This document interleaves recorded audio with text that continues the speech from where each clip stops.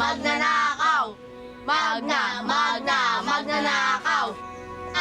Oy! Ano mga ginagawa yung mga sinasabi niyo? Bakit kayo nag-aaway? Eh kasi po, Kuya Victor, tinatawag na magnanakaw si Ninyo. Kuya Victor, hindi po totoo yun. Napagbintangan na talaga ako ni Madam Chona. Sige. Joko, oy mga bata, hindi maganda yung ginagawa niyo, ha? Dapat kahit kanino hindi niyo sinasabi yung mga ganyang bagay. Kakaintindihan tayo?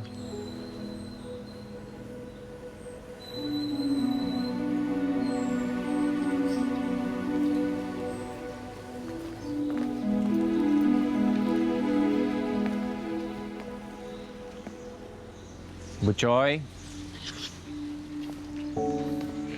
maganda naman yung ginagawa mo, ha? Pinagtatanggol mo yung mga kaibigan mo. Pero hindi na kailangan humantong tayo sa may sakitan pa, ha? Sorry po, Kuya Victor. Ikaw naman, Ninyo, lakasan mo yung loob mo, ha? Alam ko na hindi mo kayang gawin yung mga binipintang nila sa'yo. At saksi ako sa kabaitan at sa katapatan mo bilang bata. Pero huwag ka mag-alala. Pag si Chona, pag tinuloy pa rin niya yung paratang niya sa'yo, ako na yung haharap sa kanya. Salamat po, ah. Ang tapang niyo po talaga, Kuya Victor. Hindi rin matatawaran ang pagmamahal na parang isang tunay na kuya ang binigay sa akin ni Kuya Victor. Siya ang palaging nandyan para ipagtanggol ako sa anumang oras. Siya ang kuya ko panghabang buhay.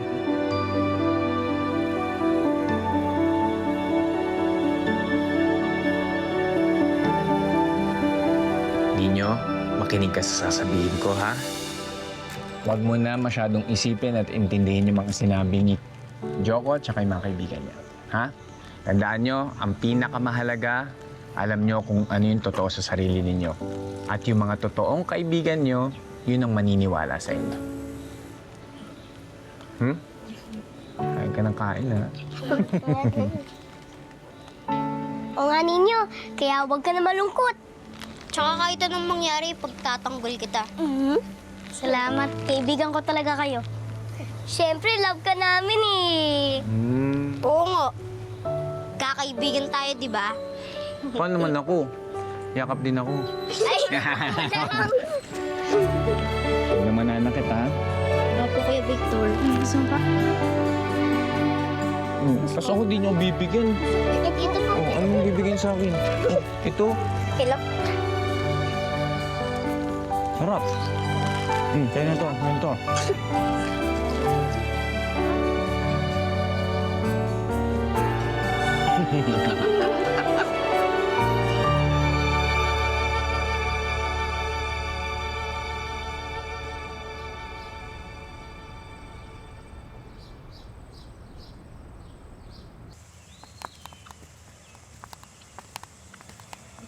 Ano?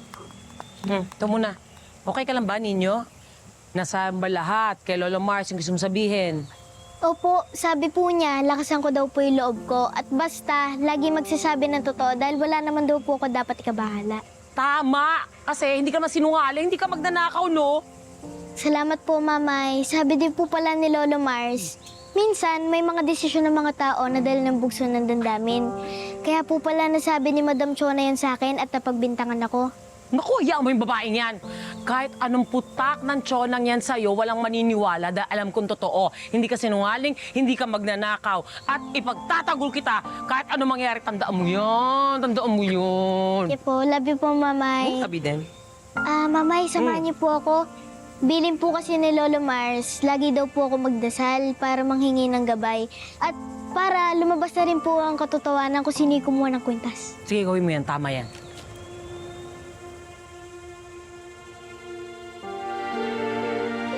Laking pasasalamat ko na dumating si Lolo Mars sa buhay ko. Dahil sa tuwing nasasaktan ako at naguguluhan, nariyan siya para subukan akong bigyan ng lakas ng loob.